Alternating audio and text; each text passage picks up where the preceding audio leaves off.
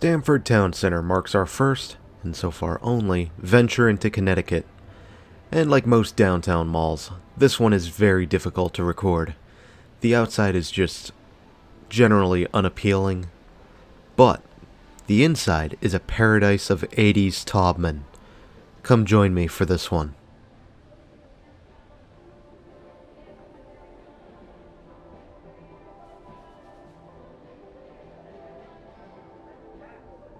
Stamford Town Center began in 1982 under a co-venture between F.D. Rich Company and Taubman Centers. The mall was built as an urban renewal project and would replace a set of old tenement buildings on Grey Rock Place. Saks Fifth Avenue would sign on in March 1983, joining JCPenney and a rare original Macy's. The mall featured multiple floors dedicated to shopping, dining, parking, and office access.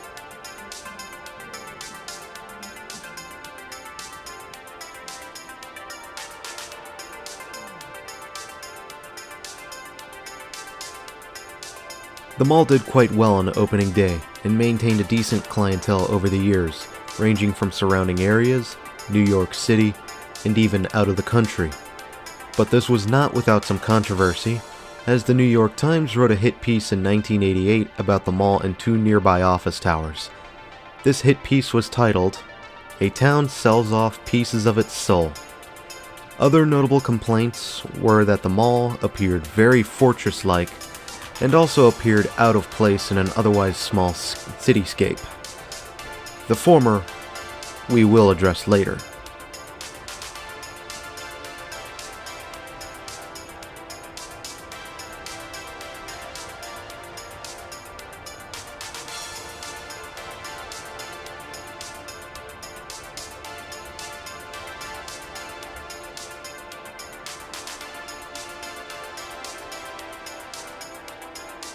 Despite all of this, the mall would go strong through the years, replacing JCPenney with Filene's when Penny's departed the mall in 1994. However, fast forward to 2005, Filene's would shut its doors for the last time as its parent company, Macy's, already had a presence established in Stamford Town Center, and they opted against running a dual anchor setup as they consolidated all of their acquired brands.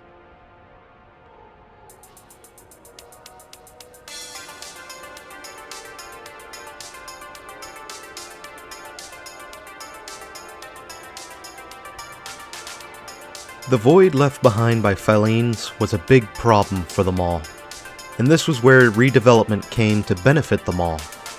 Remember the complaints about the mall being difficult to access for pedestrians? Well, in 2006, the vacant anchor pad would be demolished and redeveloped into an outdoor walkway known simply as the Plaza. The Plaza featured a number of sit-down restaurants as well as a small two-floor Barnes & Noble that would bridge the gap between it and the mall. All of this replacing what was once a dead anchor.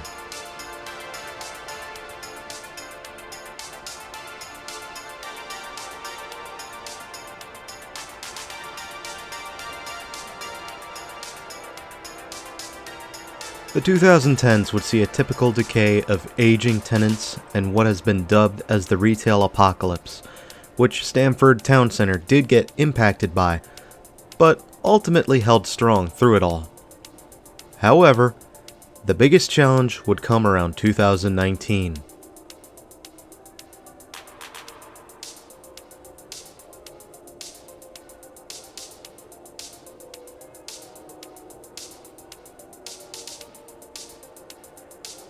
Many of you would probably expect this mall to be just another casualty of mega corporations like Amazon and Walmart. Some of you will swear up and down how that is the case, always has been, and always will be, and then will cut me off like a lecturing boomer the moment I try to speak up. Well, I'm here to tell you to shut up, because Amazon didn't really have much to do with this mall's death.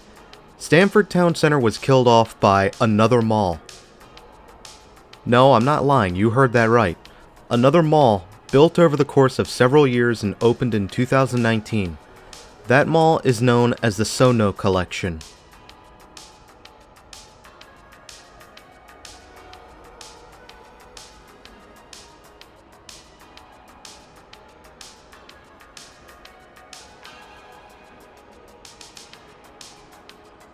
Sono Collection came out of left field and ended up sucking the air out of the room for surrounding malls, an effect that most malls nearby will feel for years. Stamford Town Center is well and truly doomed, and Taubman Centers knew this, which is why they were able to sell the mall near the end of 2020 for a mere $20 million. And speaking of, 2020 was a dumpster fire of a year that has accelerated the death of, well, just about everything, to be blunt.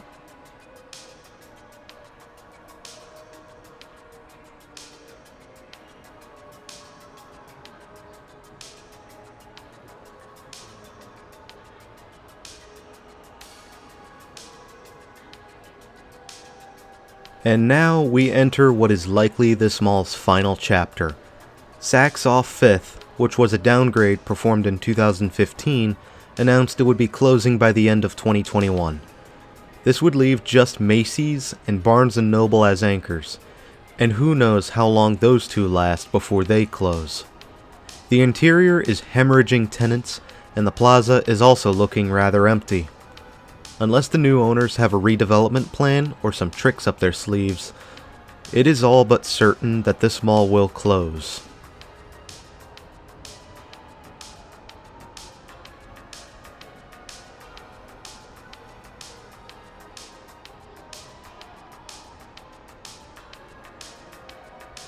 It's often disappointing to see this mall in such a condition. While Taubman's malls often had a common aesthetic, they were still unique and distinguishable from other malls out there. Jacobs loved their octagonal skylights, Eddie DeBartolo loved building grand spaces. With the exception of North Lake Mall in Charlotte, Taubman malls had many funky angles to their layouts, funky looking partial glass elevators, and of course, conversation pits. That was the common theme, even if you can distinguish unique features in each of their malls. And for me, and probably many other mall enthusiasts out there, Stamford Town Center is everything great about Taubman malls. And of course, who can forget the grand conversation pit in the center? It's like a big stage for community events or performers.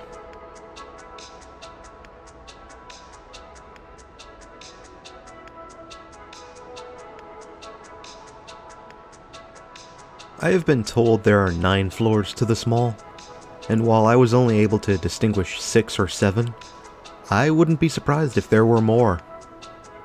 Also, I know I've been lacking on elevator rides in multi-floor malls, but I'm sure this one will more than make up for the lack of one in other videos. Trust me.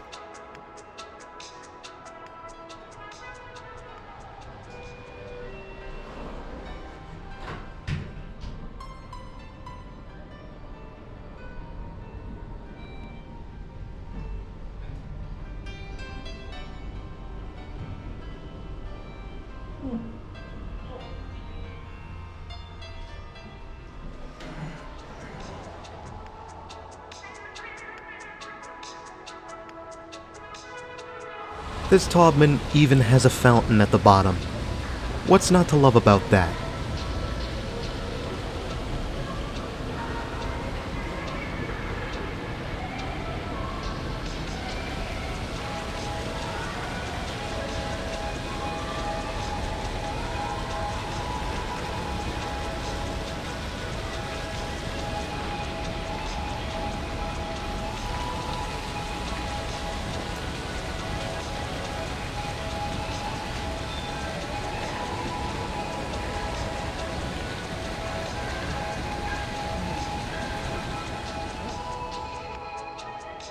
As much as I want to stay, it is time for us to go, unfortunately. I apologize for the lack of a once-around, but that is just not really practical with downtown malls. Still, I do hope you enjoyed the video, and that we can get a discussion going on what we can do to repurpose big spaces like these. Other than that, thanks for having me, Stamford, Connecticut, and until next time, this is Doomie Grunt wishing you and the Stamford Town Center farewell and good luck in the raging storm.